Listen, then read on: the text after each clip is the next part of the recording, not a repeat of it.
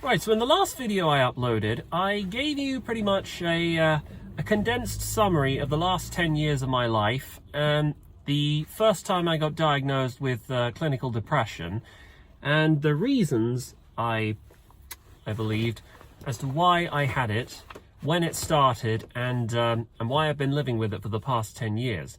And I gave you the view, which I think is becoming more widely prevalent among most sufferers and even among academics and psychologists now, that depression is more or less, it's a corollary to a series of life experiences. It's essentially, it's how one reacts when one is confronted with the reality that one's life is not how it should be. One is not as smart, as competent, as clever, as fit to survive, as secure within a hierarchy as one needs to be. You see, if you come to terms with the reality that you're just not as successful. Now, success is a relative word. It varies depending on where. You don't necessarily have to be financially successful, but, well, in a world like the one we live in now, in the context of a global economy where you're competing against millions of people from all different parts of the world for the same jobs, where the cost of living is increasing, where the idea of owning a house and the idea of starting a family is becoming all but impossible. Of course, obviously, the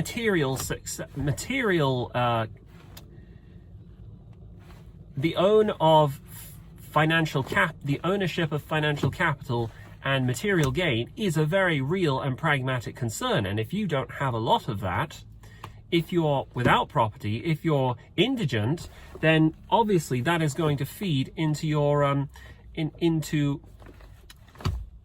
that is going to wear you down over time, and it's going to convince you that you are worthless. This is especially true, I think, of men, because as a man, your worth is very much dependent on your productivity and how well you are able to measure up to society's standards. And if you don't make a lot of money, then, well, the thing about society, it's not that people will explicitly point the finger at you and say, haha, you poor pleb, you're worthless, or you're lazy, or something like that, although those people do exist. It's more that the stigma is internalized. And I'm going to elaborate upon this when I get the chance in another video where I discuss neoliberalism, because I feel like this is in very much, in a lot of ways, I think that this is a fairly modern phenomenon. I'll give my reasons for that.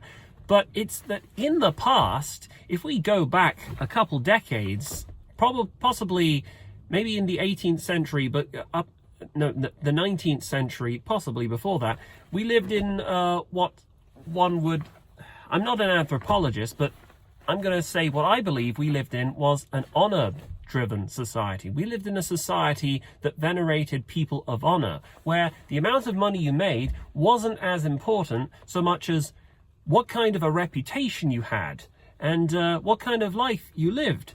And you didn't really need to be a noble, rich aristocrat to be regarded as a good person, because different things were expected of you.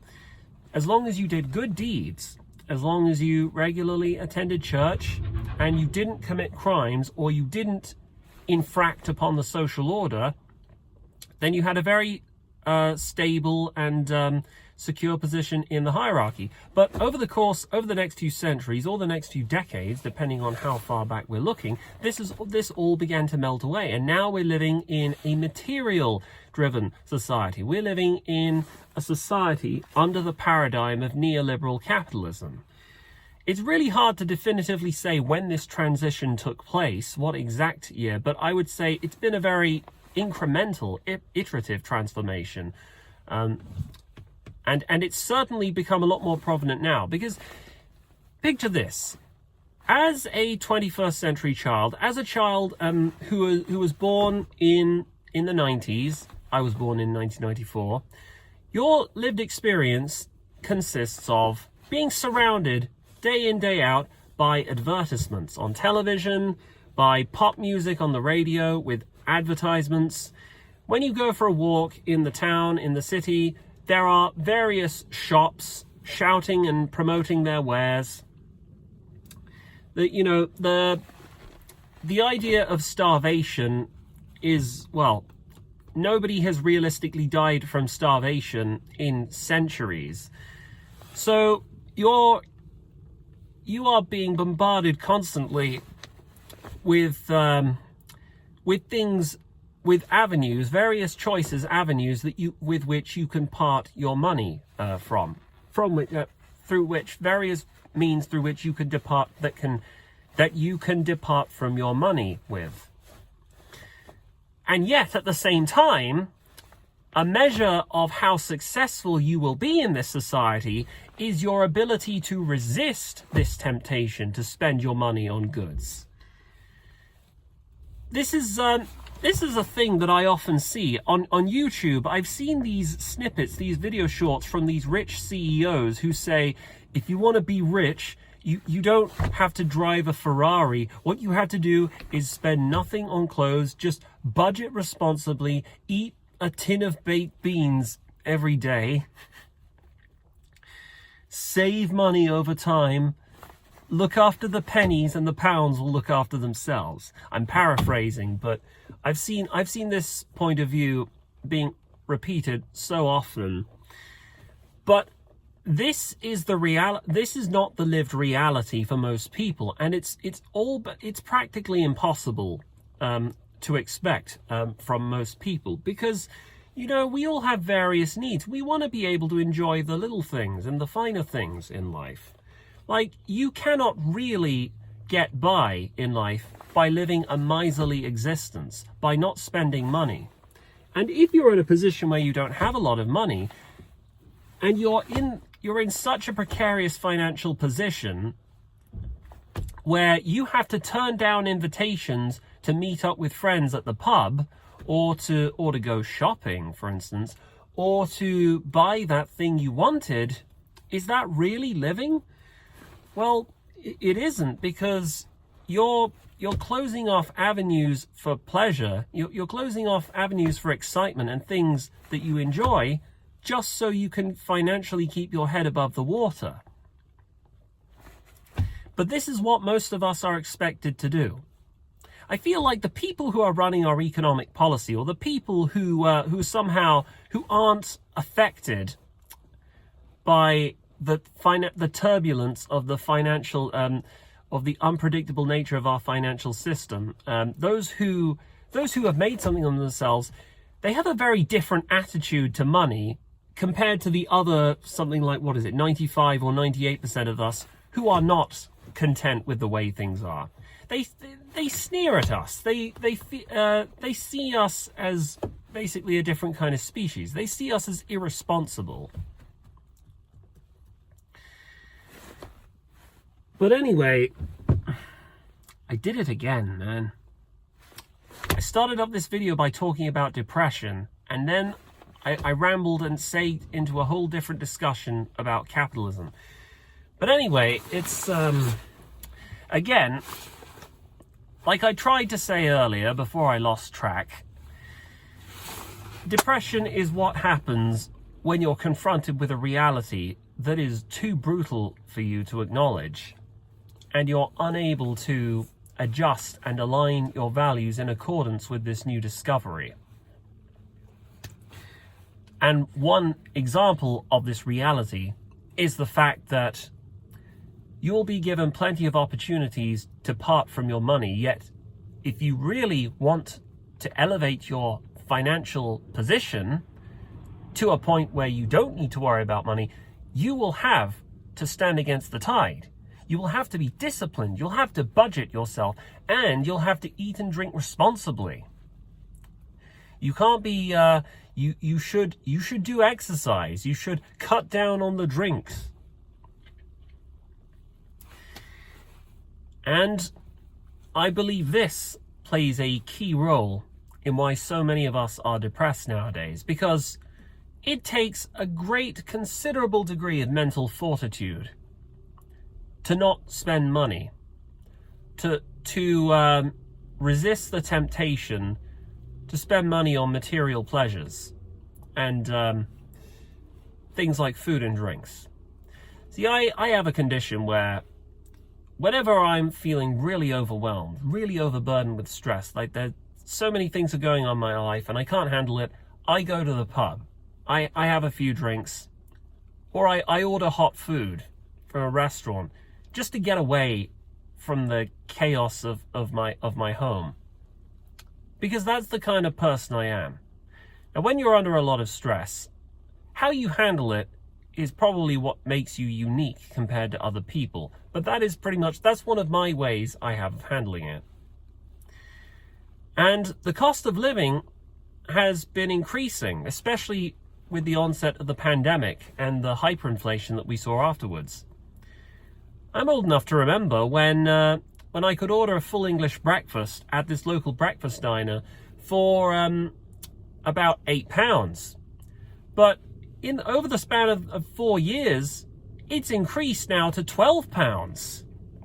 If you don't believe me, I can show you the photo receipts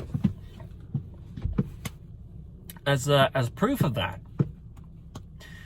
So I'm now asking myself questions that I never even would have thought to ask before. Like, can I afford this? Maybe this would taste good now, but will it make me feel good in the future when I take a look at my financial statements, my online statement afterwards? See, I'm in a position now where I have to budget responsibly. Except hold on, I hear you say. Budgeting is just part of adulthood. You're 30 years old and only now have you discovered what budgeting is, what home economics are. You were never taught this in school. Yeah, right. The point is, ideally, all things being considered, we should want to spend money here and then. You know, we should be allowed a little economic freedom to make this, to spend money on little things like that. Because that's what it means to live in the 21st century. We're not living in the days of back when there was no food on the table, back when we had to subsist entirely on potatoes in our local farm, and if we hadn't stockpiled enough food in the winter, we would starve to death. We're not living in those days anymore, and it's not reasonable to expect that we should be, grateful compared to how we were back then, because our current reality, the world we live in now, is totally different to that. A lot of the time, I feel that the people who say these kinds of things, these rich CEOs who tell us how we should spend our money and how we should not spend our money, all those people who preach to us and say, we don't know how good we have it, I feel like what they're really doing is they're using this. They're taking advantage of the fact that we have a limited, myopic perspective throughout history, in terms of how different our lives are to how they used to be. They're using this like a rolled up newspaper to beat us over the heads with. And that's what they're doing. But in many ways, they don't need to do this because most of us are already doing it to ourselves. Because as irrational though we like to think it is, this idea that depression all stems from a chemical and hormonal imbalance in the brain, there's just not enough serotonin, there's not enough oxytocin, there's not enough dopamine kicking in the brain. The brain is internalizing and adjusting the reality that we are financially in a very serious situation. We need to do what we can just to get by until we are under threat. We are in a very transient and very, unstable ecology. And until this situation is resolved, until things have changed, we're going to remain on high alert. What this means is you're going to find yourself very low on energy reserves. You have less food to eat, but don't worry, I'm going to change your dietary system so that you're not as hungry. And also, you're not going to get any sleep tonight because I'm going to pump your blood full of cortisol and adrenaline to get ready to fight an imaginary phantom threat, which is not one that you can physically fight or run away from. It's a mental threat. It's something you can't see.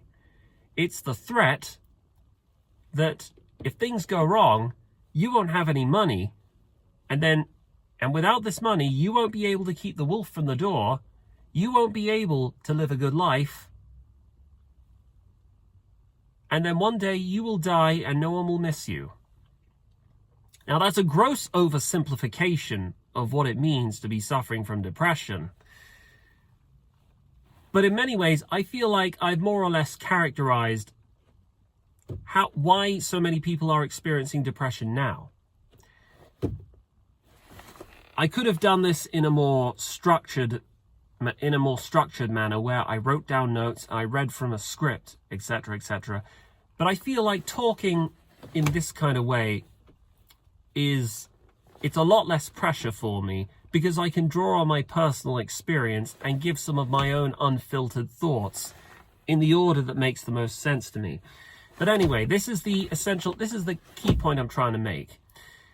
Depression is not something that makes you poor. It's something that happens to you when you're poor, and it makes you feel even worse. It probably, what it does is it self-perpetuates so that you find that you're even more poor than before, because it makes you reckless, it makes you impulsive, and it makes you doubt and hate yourself for being so reckless and impulsive.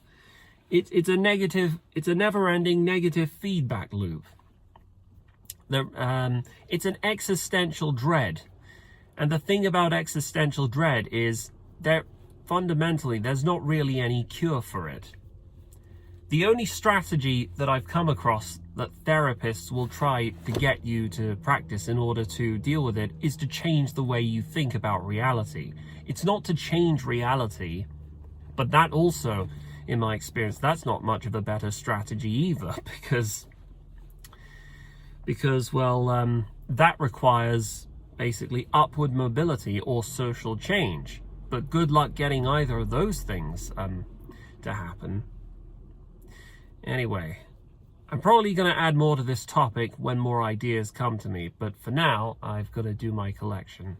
Although, if any of you guys have any other things I'd like to talk about, I'm more than willing to oblige you. Anyway, see you later.